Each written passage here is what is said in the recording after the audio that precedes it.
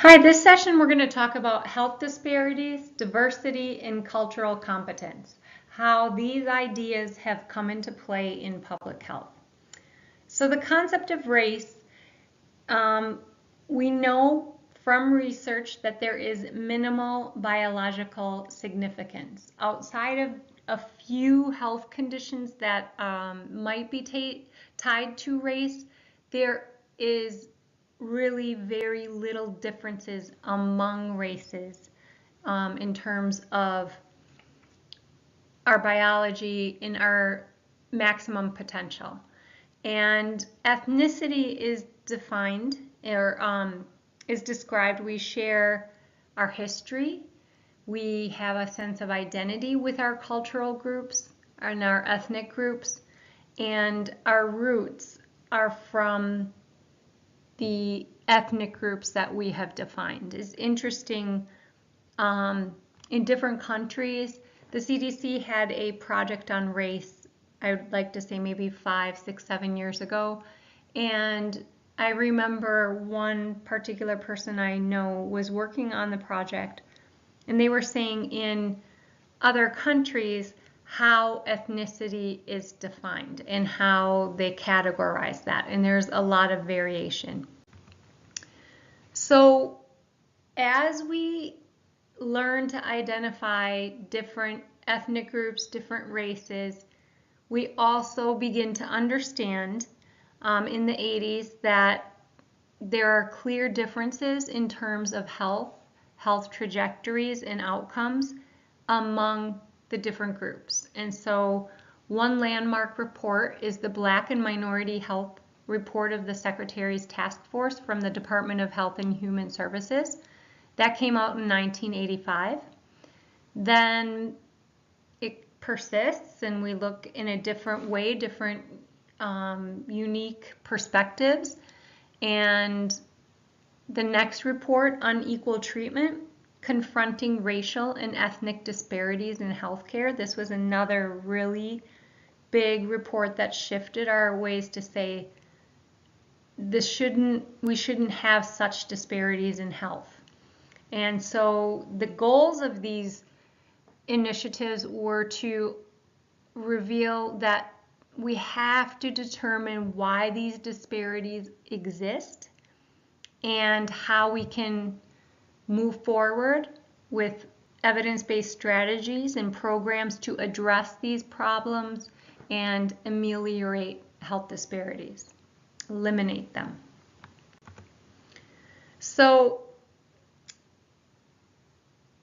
Dressler, a group of researchers, they looked at 5 different models. I'm going to post the Dressler article in the supplemental readings.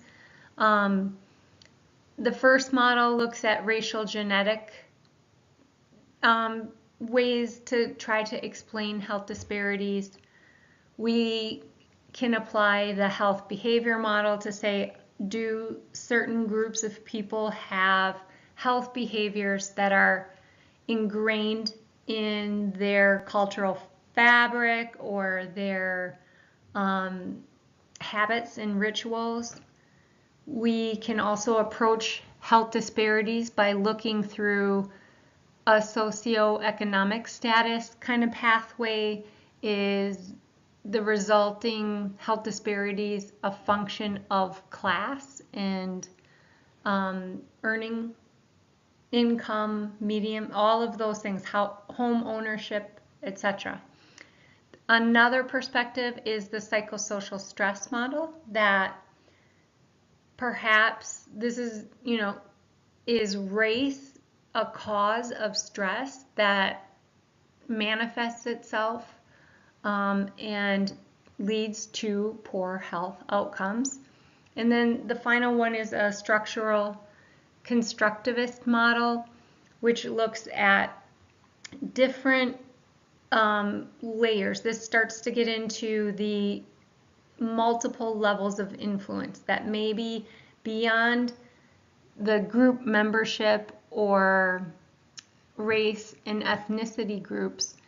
Are there structures in place such as zoning, or we start to move into some broad societal structures that possibly could contribute to some of the health disparities.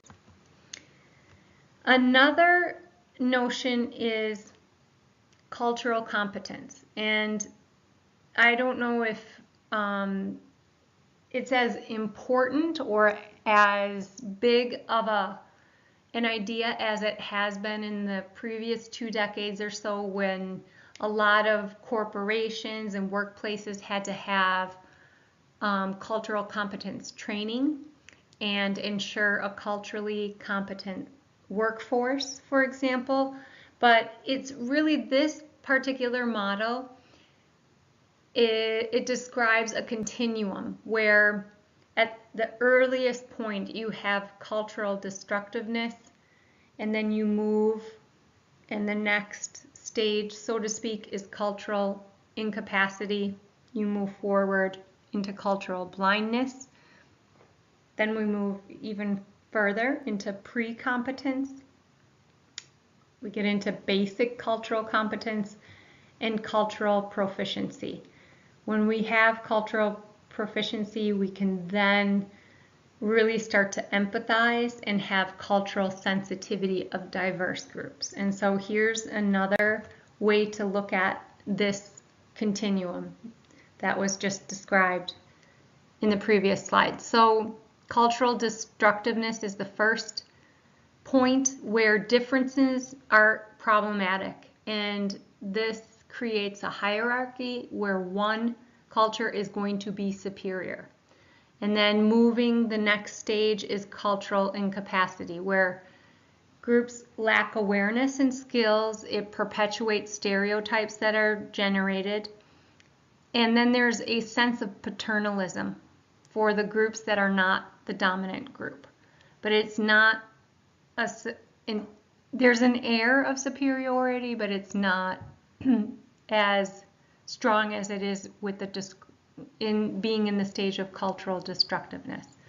So the next stage moving forward is cultural blindness, where the notion is we believe that cultures are alike, but culture is not accounting for our differences. There's something else. And then when we move into pre-competence, we recognize differences, but we're still complacent in making any sort of change. We just accept the differences as they are and leave it at that. When we move into basic competency, for basic cultural competence, we accept, appreciate, and value differences, and we seek opinions of diverse groups. And then the most advanced stage of being culturally competent is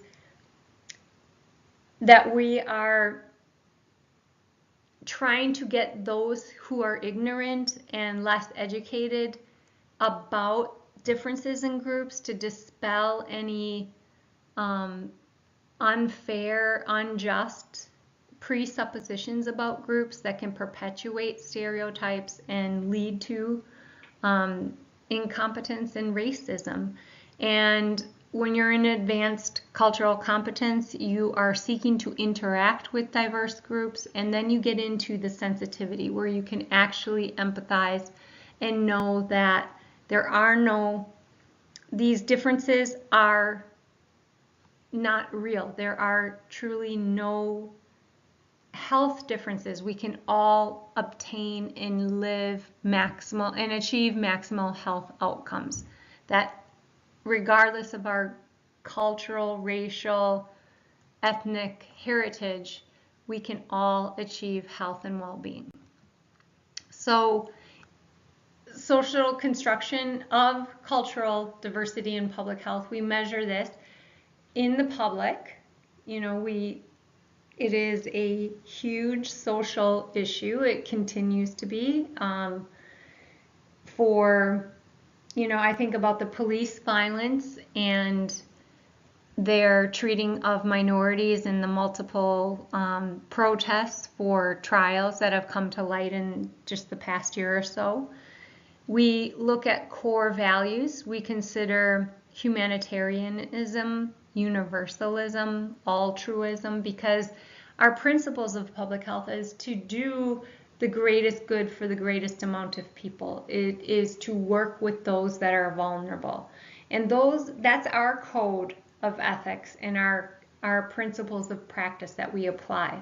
And so while we know that paying attention to cultural diversity is a good thing, we know that it can also have unintended consequences as well. And I think that we've seen some examples in the videos that we've watched and in the articles that you've had to read. So please move ahead with your module materials, read your required readings, and there are new activities for this week. Thank you.